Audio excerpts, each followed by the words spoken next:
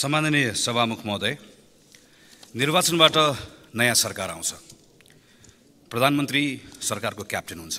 क्याप्टेनले के थाहा हुन्छ भने समय निश्चित छ, स्रोत सीमित छ, आवश्यकता र आकांक्षा भने अपरिमित छ। यो पृष्ठभूमिमा प्रत्येक सेक्टरमा के गर्ने र कसरी गर्ने भन्नेमा प्रधानमन्त्री स्पष्ट हुन्छ। जस्तो उदाहरणको लागि सामुदायिक विद्यालय। सामुदायिक विद्यालय सङ्कटग्रस्त छ। सामुदायिक विद्यालयमा विद्यार्थी भर्ना हुन्छ तर त्यो विद्यार्थी टिक्दैन।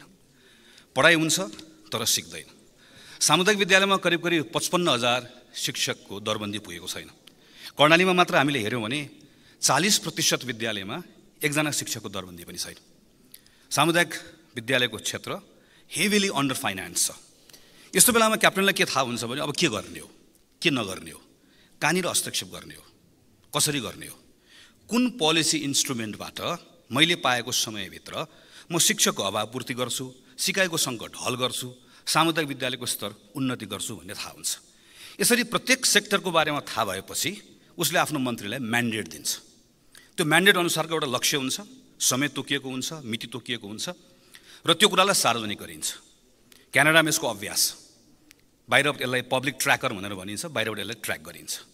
र प्रधानमन्त्री कार्यालय भनेको एक प्रकारले मन्त्री परिषदको प्रधानमन्त्रीको कार्यालयको काम भनेको यसरी तोकिएको टार्गेट अनुसार काम भयो कि भएन भनेर अनुगमन गर्छ, मूल्याङ्कन गर्छ, के अप्ठ्यारो भयो भने गाँठो फुकाउँछ। अब सचिवले मन्त्रीलाई होइन, मन्त्रीले सचिवलाई ब्रिफिङ दिन्छ। अनि हाम्रो संसदको काम के हुन्छ? सरकारले लिएको यो पहल कदमीमा हामी के सहयोग गर्छौँ, कतिपय सन्दर्भमा प्रश्न गर्छौँ, कतिपय सन्दर्भमा विकल्प सुझाउँछौँ। मूलतः हाम्रो भूमिका ओभरसाइट एजेन्सीको जस्तो हाम्रो भूमिका हुन्छ। वास्तवमा यस्तो हुनुपर्ने हो, यस्तो हुन सक्छ। तर हाम्रो सन्दर्भमा के हुन्छ? नयाँ सरकार आउँछ, प्रधानमन्त्रीलाई यसो भाषण सुन्दै गर्दाखेरि सबै कुरा थाहा भएको जस्तो लाग्छ, तर वास्तवमा थाहा हुँदैन। यो एक प्रकारको बयानबाजी मात्रै हुन्छ। के गर्ने, कसरी गर्ने भन्ने थाहा हुँदैन। त्यो थाहा नभएपछि मन्त्रीलाई पनि थाहा हुँदैन। थाहा नभए जब मन्त्री नयाँ जिम्मेवारी लिएर जान्छ, मन्त्रीलाई सचिवले ब्रिफिङ गर्छ। अनि केही दिन मन्त्रीले सचिवको कुरा सुनिसकेपछि अब मन्त्रीले बिस्तारै निर्देशन दिन थाल्छ र केही कुराको घोषणा गर्छ। त्यो निर्देशन र घोषणा पत्रिकामा छापिन्छ। अनि त्यो छापिएको कुरा पढेर आएर अनि हामी संसदभित्र त्यो निर्देशन र घोषणाको वरिपरि प्रतिक्रियाहरू व्यक्त गर्छौँ, प्रश्नहरू व्यक्त गर्छौँ। हामी यसरी नै रुमलिरहेका छौँ। यही सन्दर्भमा हामीले नीति तथा कार्यक्रमलाई हेर्नुपर्छ। प्रधानमन्त्रीसँग भएको भिजन, त्यो भिजनका आधारमा नीति कार्यक्रमहरू हामीले बनाइरहेका छैनौँ। मन्त्रालयले करिब यो फागुन चैत्रतिर योजना महाशाखा भन्ने हुन्छ, योजना शाखा कतैतिर, त्यसले बिस्तारै आफ्नो मातहतका निकायहरूलाई एउटा सन्देश पठाउँछ। नीति कार्यक्रममा राख्नुपर्ने कुराहरू पठाउनुहोस् भनेर भन्छ। सबैले पठाउँछ। त्यो पठाएपछि त्यसलाई एक ठाउँ टिपोट गरिन्छ, कम्पाइल गरिन्छ। त्यो कम्पाइल गरेको कुरा मन्त्री परिषद प्रधानमन्त्री कार्यालयमा पठाइन्छ। प्रधानमन्त्री कार्यालयमा केही सचिवहरू हुनुहुन्छ जो ठिक ठाउँमा मेरो सरुवा भएन भनेर रिसाएर बस्नुभएको, झोक्राएर बस्नुभएको। त्यो सचिवहरूको सानो एउटा समूह बनाइन्छ। अनि त्यो समूहलाई कम्पाइल गर्न दिइन्छ। कम्पाइल गरेको डकुमेन्टलाई नीति कार्यक्रम भनिन्छ र यो यहाँ प्रस्तुत हुन्छ। हामी नीति कार्यक्रममा छलफल गर्दै गर्दा कसरी गरिरहेका छौँ भने, मानव यो नीति कार्यक्रममा छलफल गरिसकेपछि यसको आधारमा बजेट बन्छ। बजेट त लक भइसक्यो, त्यो त अब छाप्न मात्रै बाँकी हो नि। अब यसभित्र भएको छलफललाई कसले ग्रहण गर्ने हो, यसको अर्थ के हुने हो, हामीले यसमा कहिले पनि केही पनि प्रश्न गरिरहेका हुँदैनौँ। यही कुरा बजेटको सिद्धान्तको छलफलमा पनि हामीले उठायौँ र यसको आधारमा यो फेरि अहिलेको सरकारको सन्दर्भमा मात्रै कुरा गरेको होइन। हामी यस्तै गर्दै आइरहेका छौँ। यसलाई बदल्नु पर्यो भनेर मान्य विश्वप्रकाश शर्मा र मैले केही दिन अगाडि मान्य अर्थमन्त्रीजीलाई उहाँकै कार्यालयमा गएर भेटेर हाम्रो सन्दर्भमा तालिका कस्तो हुनुपर्छ भनेर एउटा तालिकासहित र त्यसको व्याख्यासहित बुझाएका छौँ, जसमा हामीले भनेका छौँ चैत्र महिनामा यो नीति र कार्यक्रम यहाँ पेश हुनुपर्छ र वैशाख र जेठको यो महिनालाई बजेट कार्यान्वयन गर्ने सन्दर्भमा जति पनि कानुनहरू निर्माण गर्नुपर्ने हो ती सबै कानुनमा छलफल गरेर पारित गर्ने समयको रूपमा प्रयोग गर्नुपर्छ। जसको कारणले गर्दा संसदबाट बजेट पारित हुँदै गर्दा बजेट मात्रै पारित हुँदैन, त्यसको लागि चाहिने इन्स्ट्रुमेन्ट, कानुन, त्यसको लागि चाहिने मन्त्रालयले पनि कार्यविधिहरूमा काम गर्छ, त्यो सबै पारित भएको अवस्था हुन्छ। एउटा विषय हो। दोस्रो विषय, यो प्रस्तावित नीति तथा कार्यक्रममा 188 बुँदा छ। यसरी पढ्दै गयो भने यो भित्र सबै छ। इच्छा छ, समीक्षा छ, कार्यक्रम छ, योजना छ, आयोजना छ। राम्रोसँग हेऱ्यो भने केही पनि छैन। यस्तो किन हुन्छ? किनभने यो के को लागि ल्याइएको भन्ने कुरामा हामीले कहिले पनि सघन छलफल नगरेको हुनाले गर्दा हामी अल्मुलेका हुन्छौँ। बेलायतमा क्विन्स स्पिच वा किङ्स स्पिच भनेर योभन्दा अघिल्लो पटक हामीले हेऱ्यौँ भने जम्मा 940 शब्दको छ। 10 मिनट 10 मिनटमा त्यो वाचन सकिन्छ। र गएको पटक हामीले हेर्यौँ भने त्यसमा ठ्याक्कै के छ, यो पटक मेरो सरकारले यो वर्षमा 38 वटा कानुन लिएर आउँछ। यो कानुन बनाउँछ, प्रस्ताव गर्छ, तपाईहरुले पार्लियामेन्टबाट बनाउनु होला। यो कानुन किन बनाउने भनेर त्यसको उद्देश्य राख्छ र ठ्याक्क त्यो ल्याउँछ, 10 मिनटमा वाचन गर्छ, सकिन्छ। हाम्रोमा पनि त्यही थियो। 2048 सालमा तत्कालीन राजा वीरेन्द्रले वाचन गर्दै गर्दा जम्मा 24 वटा बुँदा मात्रै थियो र मूलतः नीतिको कुराहरू थियो। 2064 सालपछि हामीले के गर्यौं, नयाँ गर्ने भन्ने सन्दर्भमा हामीले बिस्तारै कार्यक्रमको विस्तृतीकरण गर्यौं र बिस्तारै सरकारको विज्ञापन गर्ने जस्तो यसलाई एउटा अस्त्र बनायौं। नीति बनिसके पछाडि त्यसमा हाम्रो समस्या के हो, समस्याको हामीले पहिचान गर्ने, त्यसको लक्ष्य के हो, लक्ष्य प्राप्त गर्नको लागि चाहिने पोलिसी इन्स्ट्रुमेन्ट्सहरू के हो, यसरी हामीले यसलाई राख्यो भने मात्र यसको अर्थ हुन्छ, नभए अलमल हुन्छ।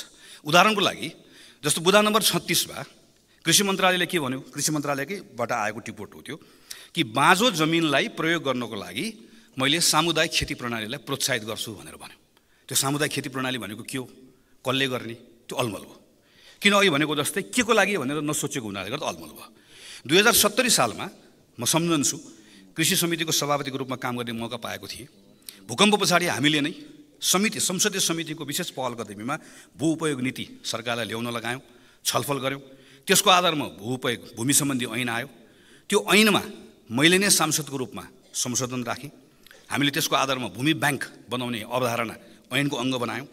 तर पछि 79 सालमा यो 77 सालमा नियमावली बनाउने बेलामा त्यसलाई ड्रप गरियो, त्यसलाई हटाइयो। भूमि ब्याङ्कको अवधारणा मात्रै कार्यान्वयन गऱ्यौँ भने बाँझो र अनुत्पादक जमिन प्रयोग नगरेको जमिन जुन छ त्यो प्रयोग नगरेको जमिनको एउटा कानुनी आधार बनिहाल्छ। त्यस्तै गरी कृषि व्यवसाय प्रवर्धन सम्बन्धी ऐनको ड्राफ्ट हामी केही सांसदहरूले मिलेर 8 वर्ष अगाडि कृषि मन्त्रालयलाई बुझाएको। त्यो एउटा मात्रै कानुन बन्यो भने मूल्य श्रृङ्खलामा उत्पादन गर्ने कृषक र व्यवसाय गर्नेको बीचको सम्बन्ध कस्तो हुने भनेर त्यसले परिभाषित गरिहाल्छ। अर्थात् सरकारले ल्याएको यो नीतिको लागि चाहिने पोलिसी इन्स्ट्रुमेन्ट के हो भन्दा मैले कृषि व्यवसाय प्रवर्धन ऐन बनाउँछु, मैले भू उपयोग ऐनमा भएको भूमि ब्याङ्कलाई तुरुन्त सुरु गर्छु भनेर भन्यो भने यो सरकारले राखेको बाँझो जमिनको प्रयोग गर्ने कुराको लक्ष्य प्राप्त हुन्छ। यसरी हामीले कुन कुरा राख्यो भने कुन लक्ष्य प्राप्त हुन्छ, नीति बनाउँदाखेरि यसरी हेर्नुपर्ने हुन्छ। केही नीतिहरूमा फेरि हामीले डिपार्चर पनि गर्नुपर्छ। जस्तो हामीले वित्तीय संहिताको सन्दर्भमा के गर्दै आयौँ, स्थानीय सरकारहरूलाई अनुदान दियौँ। त्यो अनुदानलाई हामीले सशर्त अनुदान भन्यौँ। सशर्त अनुदानमा हामीले शर्त कस्तो राख्यौँ, कार्यक्रमको शर्त राख्यौँ, आयोजनाको शर्त राख्यौँ।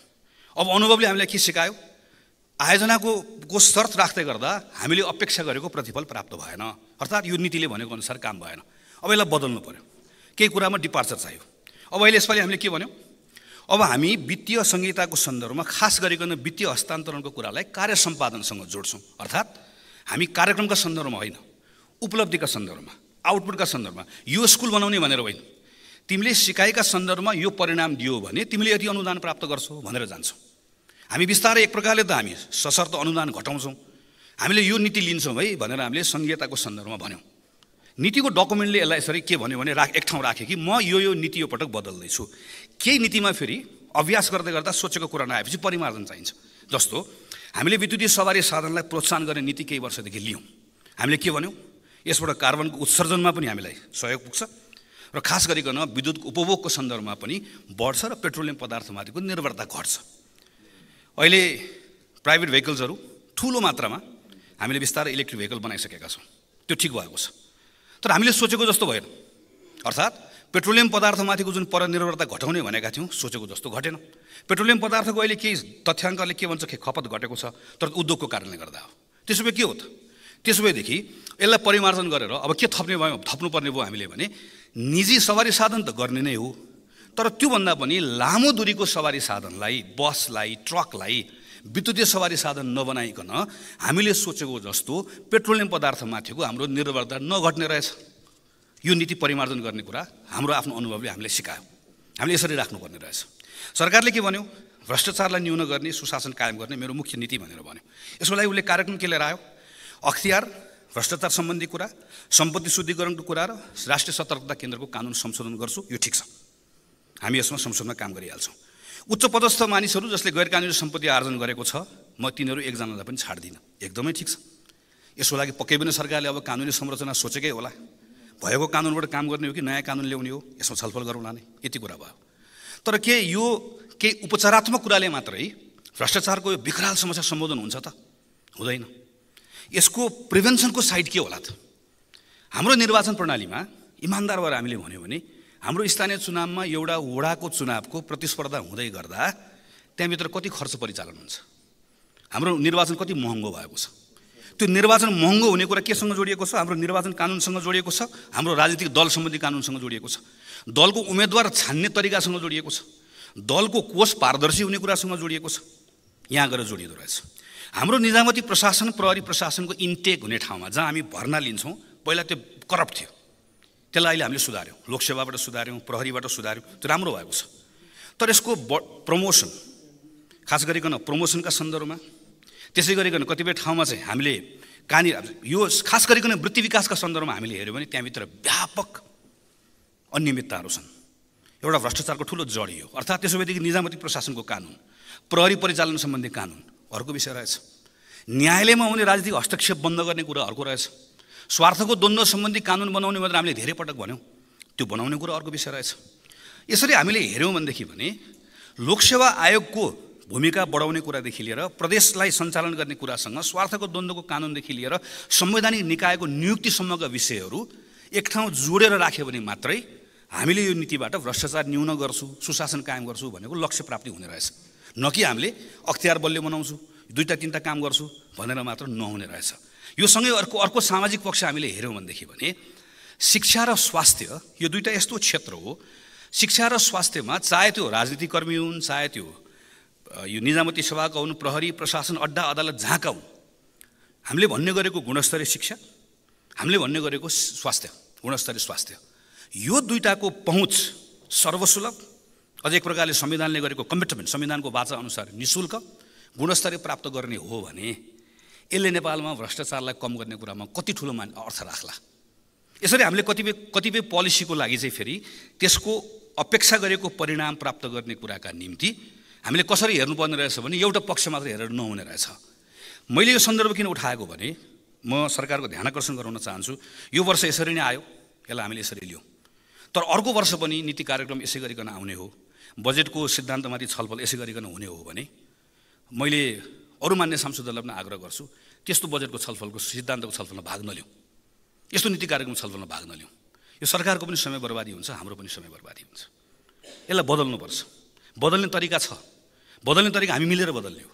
मैले सरकारलाई यो गरिनस् भन्न खोजेको होइन, यो गरौँ भन्न खोजेको। हामीले भनेका छौँ, यहाँबाट सुझाव दिएका छौँ, यो सुझावलाई सरकारले ग्रहण गरोस्। के कानुनहरू प्रस्तावित गर्नुपर्ने छ, कानुनहरू बदल्नुपर्ने छ, कानुनहरू बदलौँ। संसदले पनि आफूलाई के कुरामा बदल्नुपर्ने छ, हामी पनि बदल्न तयार छौँ। यो ल्याउने समय पनि बदलिनु पऱ्यो, यो बनाउने तरिका पनि बदलिनु पऱ्यो, यसभित्र हुने अन्तर्वस्तु पनि बदलिनु पऱ्यो। यो बरु जम्मा 5 पेजको आओस्। तर सरकारले के भन्नुहोस् भने मैले यो कुराको लागि यो नयाँ कानुन ल्याउँदैछु, यो नीतिबाट मेरो अपेक्षा गरेको परिणाम आएर म बदल्दैछु, यो कुराको मेरो समग्रतामा म हेर्दैछु, यसरी आओस्। मेरो यसमा शुभकामना छ। सरकारले ल्याएको नीति कार्यक्रममा जे उद्देश्य राखेको छ त्यो सफलता प्राप्त गरोस्, मेरो शुभकामना छ। तर यो वर्षको छलफलबाट आउँदो वर्ष यसलाई सुधारोस् भन्ने कुरा म चाहन्छु। र अन्त्यमा सम्माननीय सभामुख महोदय, यो भ्रष्टाचार र सुशासन सम्बन्धी विषयका सन्दर्भमा भुटानी शरणार्थीको प्रकरण सरकारको अगाडि, हाम्रो अगाडि यसरी आएको छ कि मैले अस्ति भनेको थिएँ, यो विषयलाई राम्रोसँग यसले टुङ्ग्यायो भने सरकारको वाचारमा विश्वास हुन्छ। अहिले जसरी नामहरू आउन थालेको छ, एक प्रकारले लाज पनि लजाएको जस्तो भएको छ। को परेको हो, को नपरेको सुन्दै अलिपछि जाँदै गर्दाखेरि हाम्रो वरिपरि भएका, हामीले देखिरहेका, जिम्मेवारी लिइरहेका मानिसहरू एकपछि अर्को तानिँदै जाने हुन् कि भन्ने जस्तो लाग्न थालेको छ। तर यसमा सरकारको परीक्षा हेर्नुहोस्, परीक्षा छ। अनुसन्धान कसरी भइरहेको छ सबै नागरिकले हेरिरहेका छन्। चाहे त्यो सलाम गर्ने मान्छे होस्, चाहे त्यो सलामी लिने मान्छे होस्, जसलाई छोएको छ, जसको नाम आएको छ, त्यसको फेयर अनुसन्धान हुनुपर्छ। त्यो अनुसन्धान भएन, मैले गरिनँ भनेर भन्ने कुराले कसैले पनि यसबाट मुक्ति पाउने अवस्था छैन। सरकारको परीक्षा पनि छ। सरकारको परीक्षा सकिएपछि अब न्यायालयको परीक्षा सुरु हुन्छ। न्यायालयले पनि अब यो विषयमा मैले न्याय गरेँ भनेर मात्र पाउँदैन, न्यायको अनुभूति हुनुपर्छ। यो राज्य विरुद्धको अपराधमा संलग्न भएको एक मान्छे, चाहे त्यो घरको मान्छे होस्, चाहे त्यो वार्दलीको मान्छे होस्, चाहे त्यो नेता होस्, चाहे त्यो नाता होस्, सलाम गर्ने होस्, सलामी लिने होस्, एकजना मान्छे पनि छुट्नु हुँदैन। दुधको दुध, पानीको पानी हुनुपर्छ। आम नेपाली नागरिकले चाहेको कुरा यही हो। सरकारले गरेको मान्य सदस्य समय सकियो। सरकारले गरेको अनुसन्धानको प्रक्रियाबाट फेयर भइरहेको छ भन्ने भयो भने सबैले वाहवाही गरेर राख्ने हो। तर कहीँ न कहीँ लकपकाएको छ भन्ने भयो भने विकल्पहरूको बारेमा खोजी हुन्छ, प्रश्न उठ्छ। म यसतर्फ पनि सम्माननीय सभामुख महोदय मार्फत सरकारको ध्यान आकर्षण गराउन चाहन्छु। धन्यवाद।